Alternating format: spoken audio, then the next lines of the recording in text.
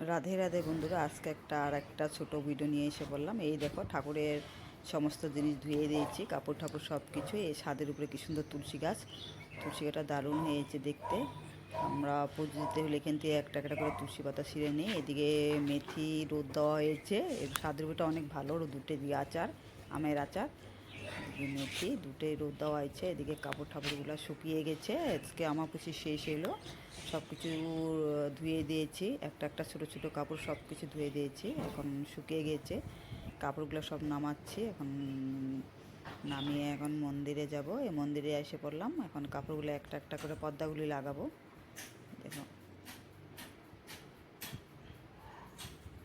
এদিকে গুরুদেবের ফটো, এদিকে রাধাকৃষ্ণের মন্দিরে এই কটা বেশি আছে, বেশি কাপড়টা এখন ড্রয়ারের ভিতরে রেখে দিব, গুছিয়ে সুন্দর করে গুছিয়ে ড্রয়ারের ভিতরে রেখে দিব।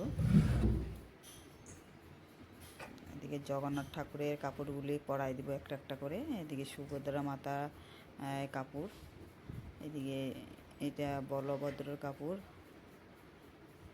জগন্নাথের কাপড় সব। এদিকে জয় গীতাটা কাপড়টা শুকিয়ে গেছে, ভালো মতো ঢেকে দিলাম।